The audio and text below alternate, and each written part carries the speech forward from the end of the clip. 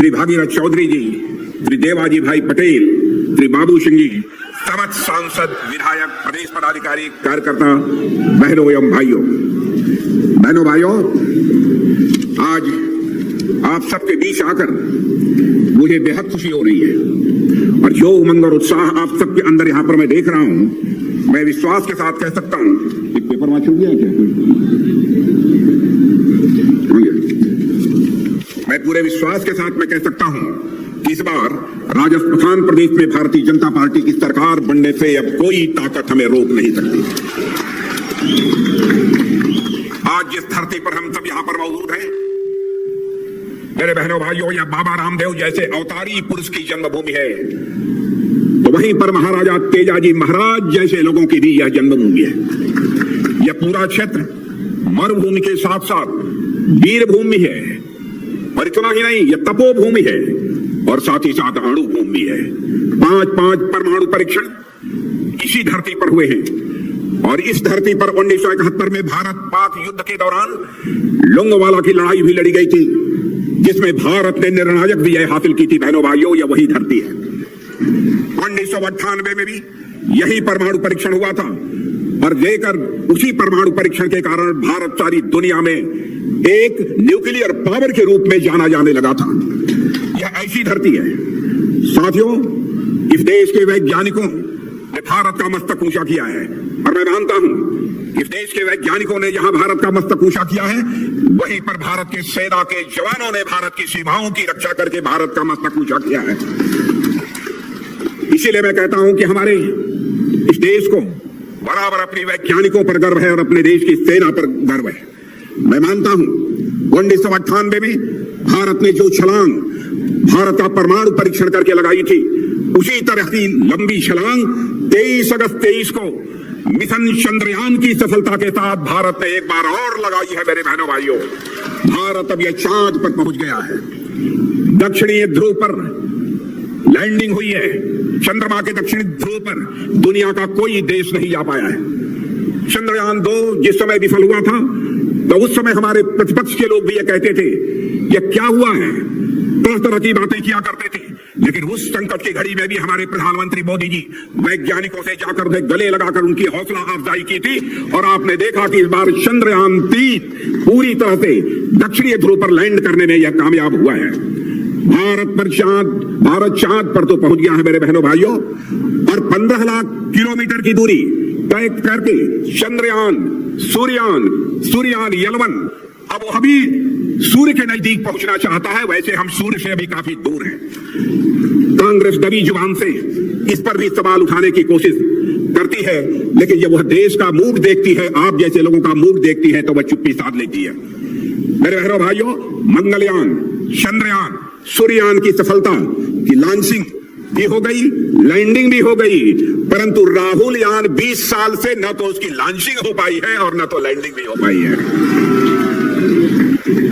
और दुनिया को आश्चर्य है कि हॉलीवुड की बड़ी बड़ी फिल्मों से कम बजट में भारत ने मंगलयान तैयार कर लिया, चंद्रयान मिशन को पूरा कर दिया, सूर्ययान मिशन की तरफ आगे बढ़ रहे हैं। मैं समझता हूं कि बहनों भाइयों, आप सबके कारण यह नए भारत की आवाज है, यह नए भारत की ताकत है जो कहती है जय जवान, जय किसान, जय विज्ञान, जय अनुसंधान और हमारा भारत महान। रामदेवरा से निकलने वाली यात्रा मैं मानता हूं कि नए भारत का संदेश लेकर पूरे राजस्थान में जा रही है, कोने कोने तक, 52 जिलों में जा रही है। और मैं मानता हूं यह जो परिवर्तन यात्रा निकली है, यह परिवर्तन का शंखनाद है और केवल एक ही यात्रा राजस्थान में नहीं निकली है, बल्कि 3 अन्य स्थानों से भी यात्राएं परिवर्तन की निकली हैं। और मैं कहना चाहता हूं, यात्रा तो निकलेगी, आप तक जाएगी, जनता के साथ सीधा संवाद स्थापित करेगी, लेकिन मैं आपसे अपील करना चाहूंगा कि आपने कांग्रेस की हुकूमत भी पिछले 5 वर्षों से लगातार देख रहे हैं और इसके पहले भी भारतीय जनता पार्टी यहां हुकूमत वसुंधरा जी के नेतृत्व में भी आपने काम करते हुए देखा है। और उस समय कैसा माहौल था और आज कैसा माहौल है, आप स्वयं मैं समझता हूं कि इसका आकलन कर सकते हैं और आपको यह फैसला लेना होगा कि हमें क्या करना है इस राजस्थान के इस बार के आगे आने वाले विधानसभा के चुनाव में। मेरे बहनों भाइयों, जहां तक हमारे भारत का प्रश्न है, मैं यही कहना चाहूंगा एक रक्षा मंत्री होने के नाते कि भारत अब यह कमजोर भारत नहीं रहा है, भारत अब ताकतवर भारत बन गया है मेरे बहनों भाइयों। और भारतवासी ही नहीं बल्कि सारी दुनिया विश्वास और एक भरोसे की नजर से सारे लोग भारत की ओर देख रहे हैं। अंतर्राष्ट्रीय जगत में भारत की प्रतिष्ठा बढ़ी है। अंतर्राष्ट्रीय मंचों पर पहले भारत कुछ बोलता था तो लोग भारत की बातों को गंभीरता पूर्वक नहीं सुनते थे, लेकिन आज भारत यदि अंतर्राष्ट्रीय मंचों पर कुछ बोलता है तो सारी दुनिया कान खोलकर सुनती है कि भारत बोल क्या रहा है। यह भारत की हैसियत बढ़ी है, यह कोई छोटी बात नहीं है। भारत के प्रति पूरी दुनिया में सम्मान बढ़ा है। दुनिया की बड़ी बड़ी कंपनियां आकर भारत में निवेश कर रही हैं, जिसकी रिपोर्ट प्रकाशित हुई है, जिनमें भारत को सकारात्मक सम्मान के नजरिए से सारी दुनिया में देखा जा रहा है। अभी एक रिसर्च सेंटर ने दुनिया के 23 देशों के आधे से अधिक नागरिकों ने भारत को एक बहुत बड़ी उम्मीद भरी नजरों से देखा है और साथ ही भारत के प्रधानमंत्री मोदी जी की भूरी भूरी सराहना की है। बहनों भाइयों, आज यह भारत की हैसियत बनी है। आज यह भारत की हैसियत बनी है। और मैं आपको याद दिलाना चाहता हूं कि जिस समय 2014 में हमारी सरकार बनी थी, इस देश की अर्थव्यवस्था यानी अर्थव्यवस्था के आकार के मामले में यह भारत सारी दुनिया में 10वें स्थान पर था, लेकिन 9 वर्षों के अंदर ही यह करिश्मा हो गया कि हमारा भारत आज 10वें स्थान से जंप लेकर बहनों भाइयों दुनिया के 5वें स्थान पर आकर खड़ा हो गया है अर्थव्यवस्था के आकार के मामले में। और मैं नहीं कह रहा हूं, बड़ी बड़ी फाइनेंशियल फर्म्स भी इस बात को कह रही हैं। जो दिन दूर नहीं है और यहां तक कह दिया है बहुत आगे जाने की जरूरत नहीं है। 2027 आते आते मेरे बहनों भाइयों हमारे देश की अर्थव्यवस्था दुनिया के टॉप 3 कंट्रीज में आकर खड़ी हो जाएगी। यह हैसियत हम लोगों की बनी है। हमारे मोदी जी के नेतृत्व की सरकार ने क्या क्या किया है आप सब अच्छी तरह परिचित हैं, बहुत विस्तार में नहीं जाना चाहता हूं, लेकिन कांग्रेस कैसे सरकार चलाती है उसके बारे में एक नजीर आपको मैं देना चाहता हूं। जब हम लोगों की 2014 में सरकार बनी तब भी 18,000 गांव ऐसे हिंदुस्तान में थे जहां तक कि बिजली नहीं पहुंच पाई थी। पहली बार 1.5 साल के अंदर 18 गांवों में बिजली पहुंचाने का काम यदि किसी ने किया है तो हमारे भारत के प्रधानमंत्री मोदी जी ने किया है। मेरे बहनों भाई, आप सबका जनधन खाता खुला हुआ है। पहले कोई भी सहायता गवर्नमेंट के द्वारा आती थी, आप सबको जानकारी है 2/3, 1/3, आधा सब भ्रष्टाचार की भेंट को चढ़ जाता था। लेकिन मोदी जी ने यह फैसला किया कि हर नागरिक का जनधन खाता खुलना चाहिए ताकि हम भ्रष्टाचार पर अंकुश लगा सकेंगे। मैं दावे के साथ कहता हूं कि प्रधानमंत्री किसान सम्मान निधि के अंतर्गत और साथ ही अन्य जो हमारी योजनाएं हैं उसके अंतर्गत जो भी आपको पैसा आता होगा, आपके खाते में आता होगा, तो दिल्ली के बैंक से निकलकर जितना पैसा चलता है आपके लिए उतना पूरा का पूरा पैसा आपके खाते में पहुंचता होगा। बहनों भाइयों, इस प्रकार का सिस्टम में बदलाव लाने का काम पहली बार इस आजाद भारत में किसी ने किया है तो हमारे प्रधानमंत्री मोदी जी ने किया है। और आपको सड़कों के मामले में राजस्थान के लोग हैं, पहले भी सड़कें आपने देखी हैं, आज भी आप सड़कें देख रहे हैं। 99% गांवों को हमारी सरकार ने पक्की सड़कों से जोड़ दिया है। और यह सिलसिला प्रारंभ किया था आजाद भारत के इतिहास में सबसे पहले तो आदरणीय अटल बिहारी वाजपेयी जी ने प्रारंभ किया था। और आज हाईवे का जहां तक प्रश्न है, हाईवे देखिए, चौड़ी चौड़ी हाईवे, कितनी लंबी लंबी हाईवे इस देश में बन रही है। और भारत ही नहीं दुनिया के लोग यह मानते हैं कि कुछ ही वर्षों के अंदर हाईवे के मामले में भी भारत के अंदर यह करिश्मा हुआ है, सारे लोग मानते हैं। यह सब काम यदि किसी ने किया है तो मेरे बहनों भाइयों मोदी जी के नेतृत्व की सरकार ने किया है। अब उन्होंने कहा है कि हम अपनी बहनों को लखपति बनाएंगे, जो हमारी गरीब बहनें हैं उनको हम लखपति बनाएंगे। और आप देख रहे हैं कि उसके लिए कई योजनाएं उन्होंने उसके लिए प्रारंभ की है। और यह भी आपको मैं जानकारी देना चाहता हूं कि 2014 के पहले ऐसे 70 ग्राम पंचायतें थी जहां पर ब्रॉडबैंड कनेक्टिविटी की सुविधा थी, लेकिन बहनों भाइयों आज धीरे धीरे 2.5 लाख से अधिक पंचायतों में ऑप्टिकल फाइबर के माध्यम से ब्रॉडबैंड पहुंच चुका है। यह कोई छोटी उपलब्धि नहीं है। और प्रधानमंत्री किसान सम्मान निधि के अंतर्गत 11 करोड़ लोगों को आर्थिक सहायता मुहैया हो रही है। प्रधानमंत्री उज्ज्वला योजना के अंतर्गत जो कुछ भी हो रहा है उससे आप अच्छी तरह सहमत हैं, आप अच्छी तरह जानते हैं। और यहां तक हमारे गजेंद्र सिंह जी शेखावत का प्रश्न है, जिस विभाग का की जिम्मेदारी वह संभाल रहे हैं, तो जल नल के माध्यम से जल अब हिंदुस्तान के करोड़ों घरों में पहुंचना प्रारंभ हो गया है और मैं दावे के साथ कहता हूं कि इस आगामी 2 साल के अंदर इस हिंदुस्तान का एक भी घर शेष नहीं बचेगा जहां पर नल के माध्यम से जल की सुविधा न मुहैया हो जाए। हमारी सरकार ने बराबर आम आदमी का सशक्तिकरण करने का प्रयास किया है और नीति आयोग ने भी कहा है कि मोदी जी के आने के बाद 13.5 करोड़ से ज्यादा लोग गरीबी रेखा से बाहर आए हैं और मैं समझता हूं यह इस कारण हो गया कि गरीबी से लोगों को छुटकारा दिलाना, गरीब कल्याण करना, यह लोगों का नारा हुआ करता था। लेकिन गरीब कल्याण बहनों भाइयों हमारा नारा नहीं है, हमारा मंत्र है और हमारा मिशन है। इसीलिए हिंदुस्तान की गरीबी इतनी तेजी के साथ समाप्त हो रही है। मेरे बहनों भाइयों, कितनी बातों की आपके सामने मैं चर्चा करूं। लॉ एंड ऑर्डर के बारे में हमारे पूर्व वक्ताओं ने बहुत ही विस्तार में जाकर आपसे चर्चा की है। मैं लोगों से पूछ रहा था, भाई राजस्थान जैसे राज्य की कानून और व्यवस्था की स्थिति कैसे इतनी बदतर हो सकती है, यह बात मेरी समझ में नहीं आ रही है। लोगों ने मुझे कई घटनाओं की जो चर्चा की, सचमुच मेरे कान खड़े हो गए। 56 महीने में 10 लाख से अधिक मुकदमे हो चुके हैं दर्ज और उसमें से 7,650 से अधिक निर्दोष नागरिकों की हत्या हो चुकी है इस कांग्रेस की हुकूमत में राजस्थान में। मैं समझता हूं कि हिंदुस्तान के किसी भी राज्य में इस प्रकार के हालात देखने को नहीं मिलेंगे। 2 लाख से अधिक मुकदमे दर्ज, जिसमें 31,000 मुकदमे केवल महिला दुष्कर्म के, छोटी बच्चियों के साथ दुष्कर्म के हुए हैं। मेरे बहनों भाइयों, राजस्थान की स्वाभिमानी जनता इसे कैसे बर्दाश्त कर सकती है? मैं सारे आंकड़े देख रहा था। जोधपुर में पूरे परिवार की जिस तरीके से गला काटकर हत्या कर दी गई है, उसकी जानकारी आप सबको है।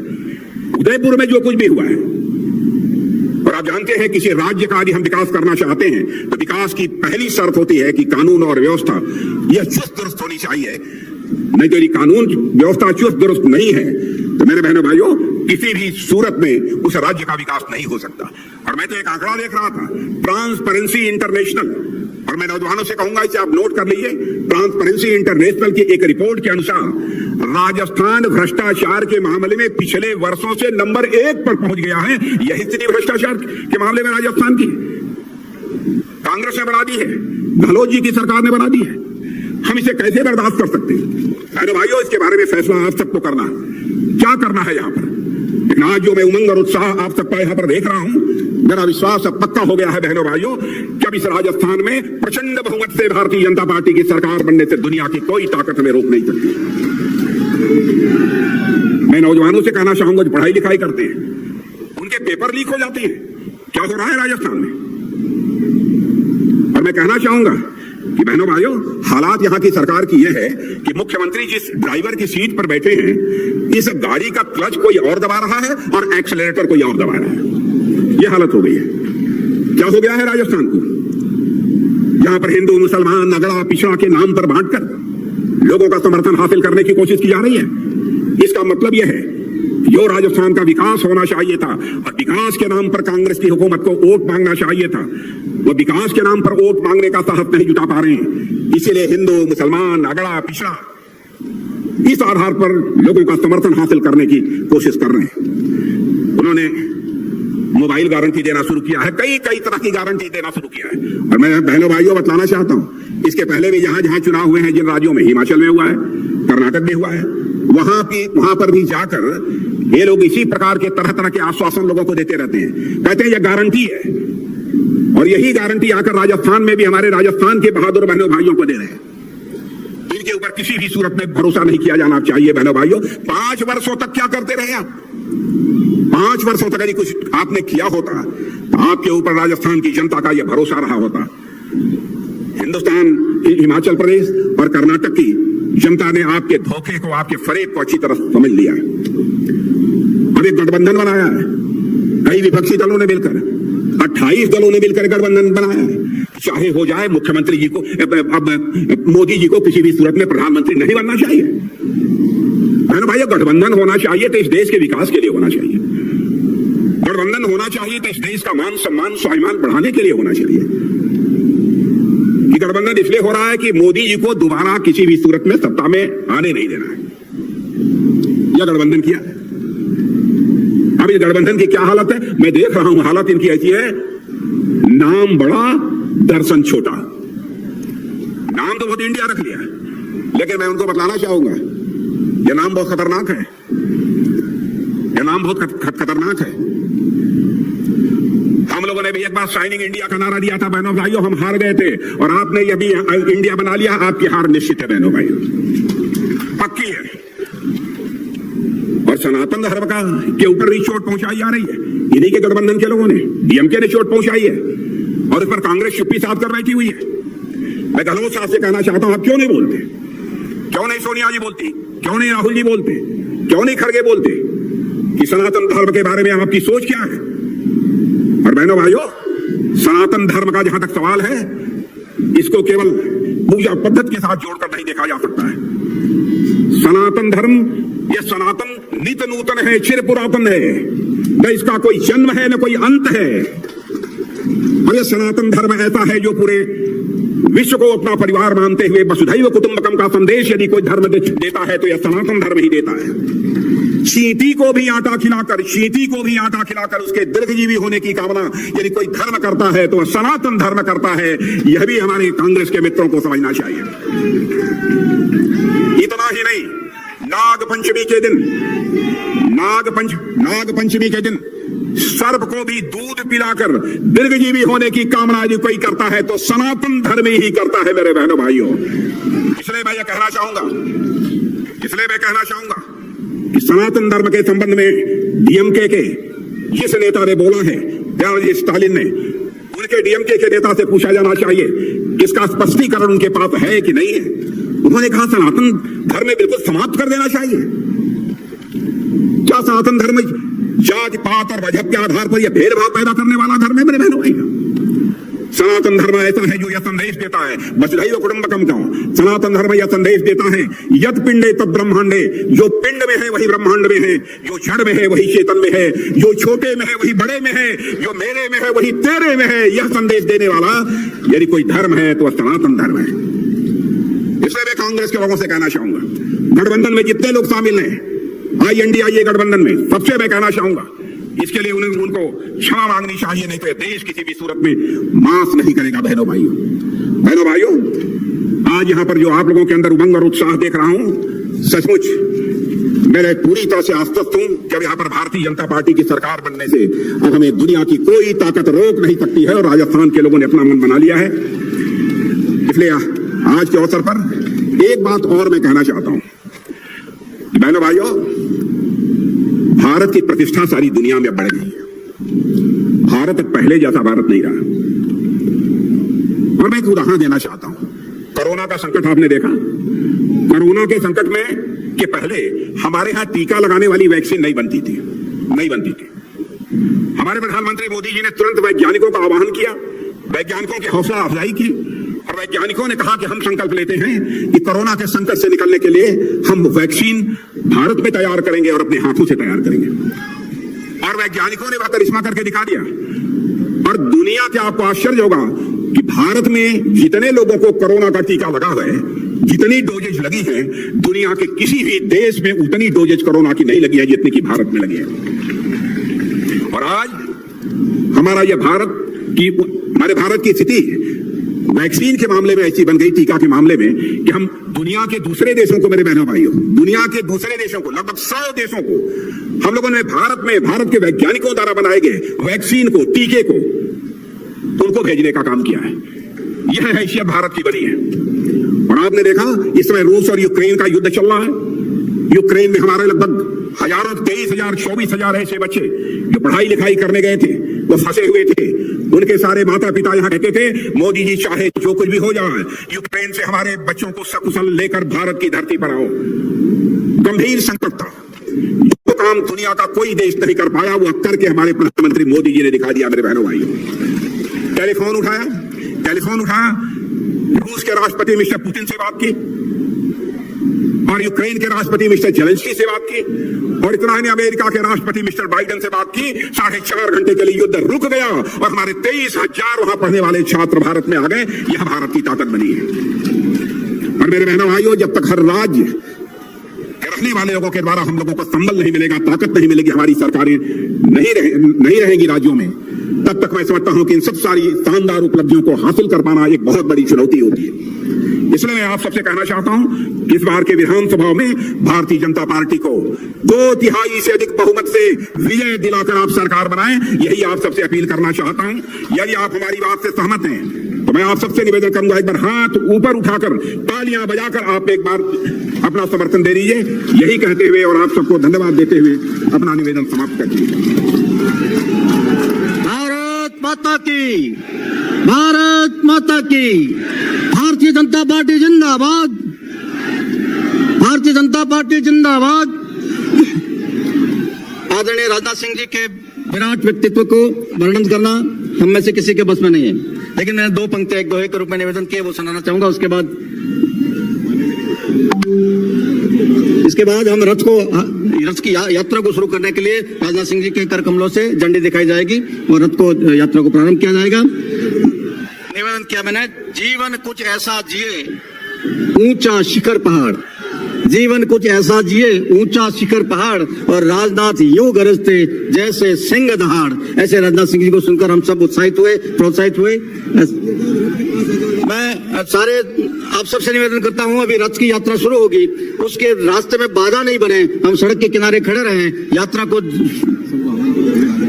सब लोग सड़क के किनारे खड़े हो जाए दोनों तरफ, और यात्रा को प्रस्थान करने दें। उस दृश्य को हम अपनी आंखों से देखें। राजनाथ सिंह जी के नेतृत्व में, उनके दिशा निर्देशन में, उनके द्वारा हरी झंडी दिखाए जाने पर यह रथ प्रारंभ होगा, जो पूरे सारे 51 विधानसभा क्षेत्रों का दौरा करेगा। आप सबसे निवेदन है, कृपया इस सड़क के किनारे पधारें जिधर से ये रथ पधारने वाला है। सबका बहुत बहुत धन्यवाद। आप सब लोग पधारे, उसके लिए बहुत बहुत धन्यवाद। इतनी भीषण गर्मी में इतने दूर दूर से 51 विधानसभाओं से बड़ी संख्या में आप सब लोग पधारे।